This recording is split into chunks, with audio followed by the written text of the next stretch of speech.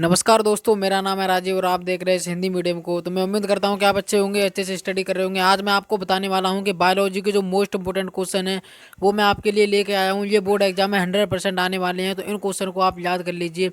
मैं आपके लिए 10 क्वेश्चन लेके आया हूँ।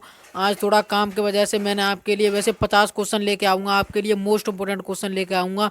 ये तो आपके लिए अभी मैंने डाल दे रहा हूँ, 10 क्वेश्चन है आपके लिए मोस्ट इंपोर्टेंट क्वेश्चन लेके आया हूँ। छांट कर 50 क्वेश्चन मैं आपको बताऊँगा, जो कि 50 क्वेश्चन में से ये गारंटी कर सकता हूँ मैं भाई कि 50 क्वेश्चन में से कम 7-8 तो क्वेश्चन आएंगे ही, ये गारंटी कह सकता हूँ। क्योंकि देखो, जो साइंस का पेपर आता है ना बोर्ड एग्जाम में, उसमें से थोड़े रासायनिक के आते हैं, फिजिक्स के आते हैं, केमिस्ट्री के आते हैं, ठीक है, और बायोलॉजी की भी आते हैं, ठीक है। तो उनमें तीनों से भी आते हैं, बट जो हमारे जो एमसीक्यू क्वेश्चन आते हैं ना, वो जो 20 ऑब्जेक्टिव आते हैं ना, वो क्वेश्चन में से 2-4 हमारे बायोलॉजी के, केमिस्ट्री के और फिजिक्स के भी आते हैं, ठीक है। तो ये आपके लिए मैं मोस्ट इंपोर्टेंट क्वेश्चन लेके आया हूँ। आपको ऑब्जेक्टिव जो 20 क्वेश्चन आते हैं उनमें से एक क्वेश्चन भी गलत नहीं करना है, ठीक है। उसमें 1 नंबर का क्वेश्चन होता है, वो तो आपको पूरा का पूरा करना है। और आपको OMR सीट भरनी है अच्छी से। अगर आपको OMR सीट भरने नहीं आता तो उसकी भी वीडियो मैंने डाल दी है, वो आप देख सकते हैं, ठीक है। तो देखिए, मैं आपको बताता हूँ दोस्तों, क्या है कि आज थोड़ा अंधेरा सा हुआ है, जो है लाइट है वो चली गई है। तो मैं आपको क्वेश्चन बताने वाला हूँ।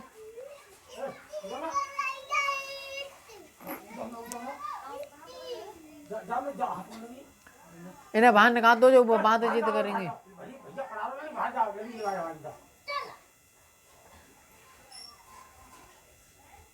तो चलिए दोस्तों, मैं आपको बताने वाला हूँ जो क्वेश्चन है वो क्या क्वेश्चन है, ठीक है।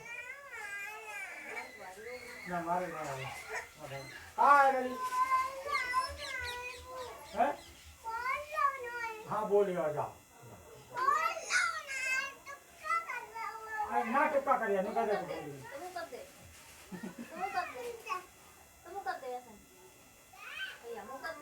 तो चलिए दोस्तों, मैं आपको क्वेश्चन बताने वाला हूँ। वो क्वेश्चन क्या है, वो क्वेश्चन यहाँ पे देखो, पहला क्वेश्चन क्या लिखा है, मैंने यहाँ पे लिख दिया है कि बायोलॉजी और जीव विज्ञान का कुछ महत्वपूर्ण प्रश्न। तो महत्वपूर्ण ऑब्जेक्टिव क्वेश्चन है वो मैं आपके लिए लेकर आया हूँ। तो यार, वीडियो को एक लाइक जरूर कर देना यार, आपसे ही कह रहा हूँ। देखो, आज थोड़ा अंधेरा है, इसलिए आपको थोड़ा हाईलाइट जो वीडियो नहीं दिख रही होगी, तो कोई नहीं है। आपको ओनली याद करना है, आपको बस पढ़ने से सीखने से मतलब है, और किसी से मतलब नहीं है भाई। देखो, मैं भी अभी भी पढ़ता हूँ, मैं भी, ऐसा नहीं है कि मैं आपको पढ़ाता हूँ तो मैं भी कुछ नहीं पढ़ता, मैं भी पढ़ता हूँ। मुझे ओनली पढ़ने से मतलब है, और किसी से नहीं, कुछ भी नहीं।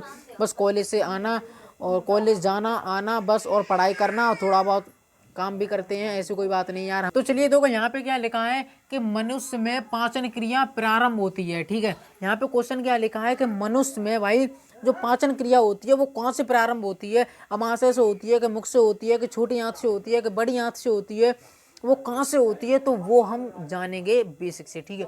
तो देखो, यहाँ पे ऑप्शन ए है कि अमाशय से, ऑप्शन बी है कि बड़ी आंत से, ऑप्शन सी है कि छोटी आंत से, ऑप्शन डी है कि मुख से। तो आपको बताना है। अगर आपको मालूम है यार, तो कमेंट बॉक्स में आप कमेंट कीजिए कि आप इसका राइट आंसर क्या है, फिर तो मैं आपको बताऊंगा ही। तो इसका राइट आंसर क्या है कि मनुष्य में पाचन क्रिया प्रारंभ होती है, वो भाई अमाशय से भी गलत है, और बड़ी आंत से भी गलत है, छोटी आंत से भी गलत है। अब तो आपको मालूम पड़ गया होगा कि D4 हमारे D4 हमारे मुक्त यानी मुख से होती है, ठीक है। किससे होती है भाई? मनुष्य में पाचन क्रिया प्रारंभ होती है मुख से होती है, ठीक है। डी, यानी इसका डी राइट आंसर हो जाएगा, मुख से होती है, ठीक है।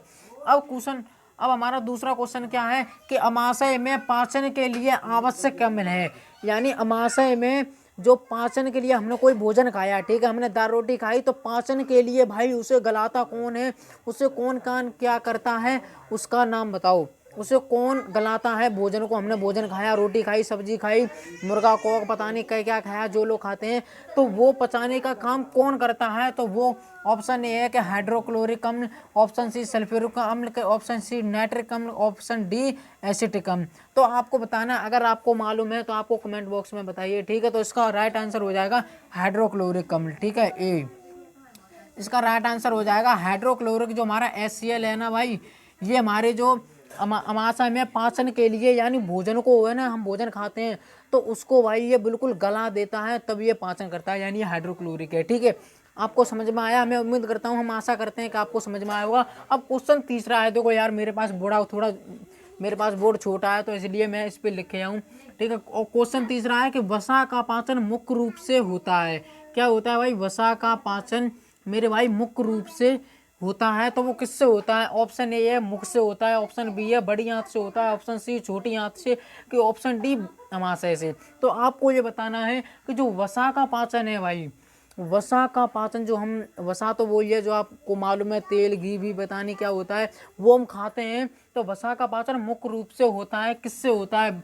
मुख से होता है, बड़ी आंत से, छोटी आंत से, ममाशय से। तो इसका राइट आंसर हो जाएगा, ये भी गलत, ये भी गलत, छोटी आंत से होता है। ठीक है, इसका राइट आंसर क्या हो जाएगा भाई? छोटी आंत से होता है।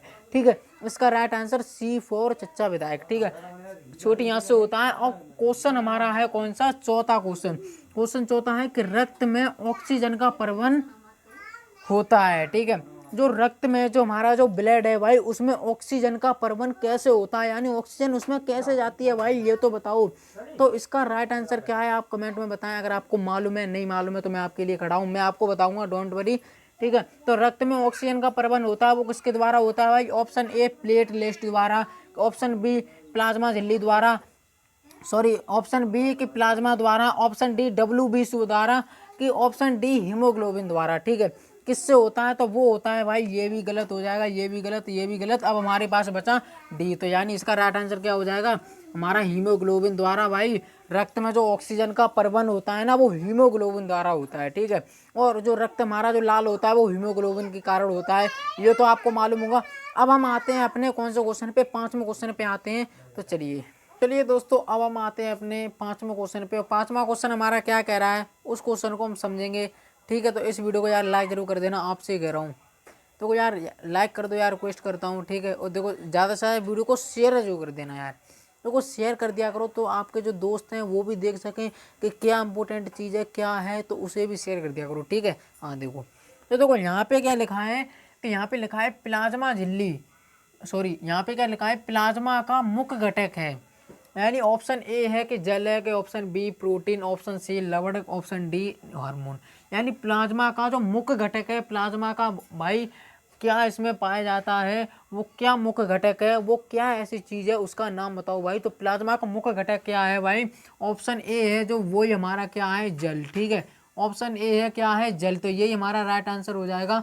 ठीक है, जल है प्लाज्मा का। क्वेश्चन छठवां है कि वृक्क में मूत्र निर्माण की प्रक्रिया कहलाती है, यानी जो वृक्क है ना, वृक्क में जो मूत्र, जो हमारा मूत्र निर्माण की जो प्रक्रिया है, वो क्या कहते हैं उसे, उसका क्या नाम है, वो कहलाती है, यहाँ पे पूछ रहा है। ठीक है, तो उसे हम क्या कहते हैं? ऑप्शन ए है ऑस्मोसिस, ये भी गलत। ठीक है, और ऑप्शन बी है कि फिल्ट्रेशन, ये भी गलत। ऑप्शन सी है कि यूरिनेशन, ये भी गलत। ऑप्शन डी हमारा जो है वो है डायलिसिस। ठीक है, ये जो है इस प्रक्रिया को क्या कहते हैं भाई? डायलिसिस कहते हैं। ऑप्शन D4 हमारा क्या हो जाएगा? डी। ठीक है, हमारा क्या हो जाएगा? D4 dialysis. ठीक है, इसका राइट आंसर क्या होगा? डायलिसिस। ठीक है, तो हमारे वृक्क में मूत्र निर्माण की प्रक्रिया कहलाती है, क्या कहलाती है भाई?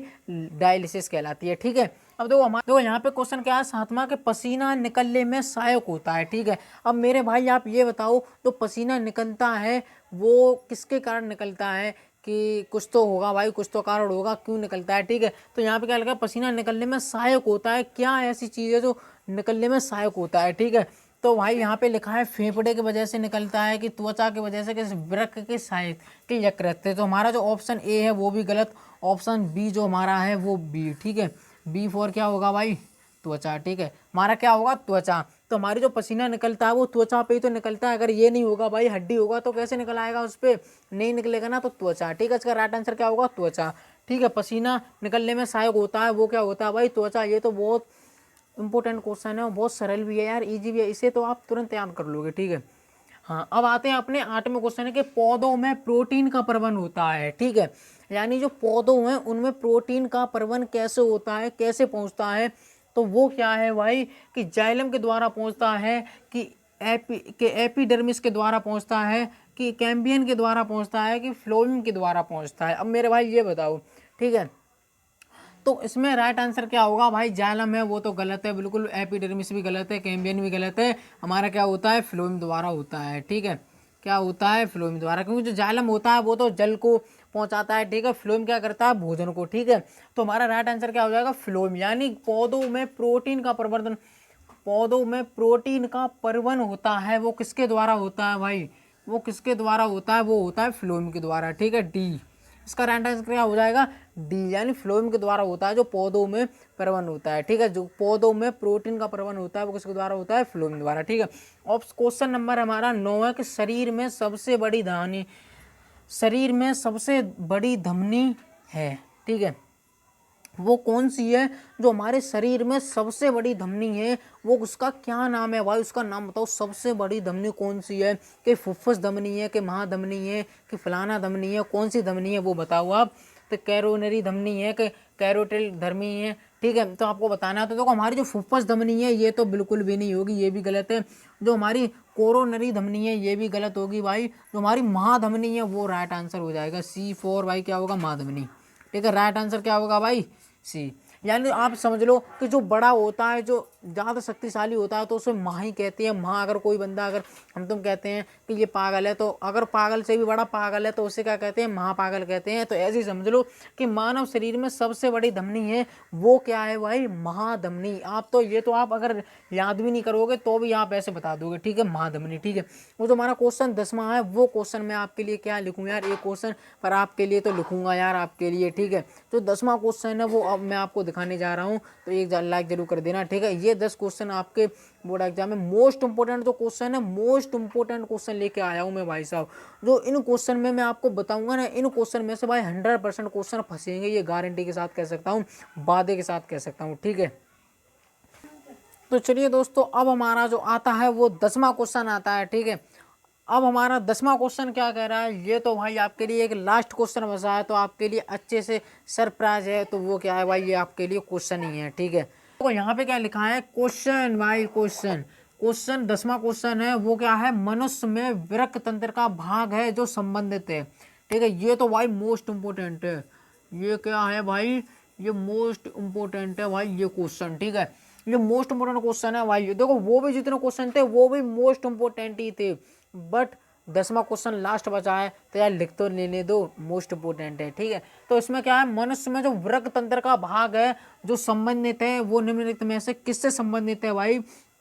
तो यहाँ पे लिखा है, देखो आपको लाइट की वजह से दिख नहीं रहा होगा कि उत्सर्जन की वजह से, कि माइटोकॉन्ड्रिया की वजह से, कि ऑप्शन सी है वो बड़ी आंत से, कि ऑप्शन सी छोटी आंत से। तो इसका राइट आंसर क्या होगा भाई, उत्सर्जन की वजह से। ऑप्शन ए जो हमारा है वो राइट हो जाएगा, उत्सर्जन की वजह से भाई। ठीक है ना, उत्सर्जन। ठीक है, तो जो संबंधित है वो उत्सर्जन से संबंधित है। ठीक है, क्या लिखा है, मनुष्य में वृक्क तंत्र का भाग है जो संबंधित है वो उत्सर्जन से, जो उत्सर्जन भाई साहब है वो इनसे संबंधित है, इनसे ही संबंध बनाता है। ठीक है, माइटोकॉन्ड्रिया को वो छोड़ देता है कि चलो तुम हटो, तुम्हारा कोई काम नहीं है, मैं तुम्हारी और मेरी कोई पटरी नहीं खा सकती, इसलिए आप हटो, मेरा उत्सर्जन से ही, मेरा उत्सर्जन ही है वही मेरा भाई साहब जो संबंधित है, वही मेरा मोस्ट इंपोर्टेंट दोस्त है। ठीक है, तो ये उसका राइट आंसर हो जाएगा।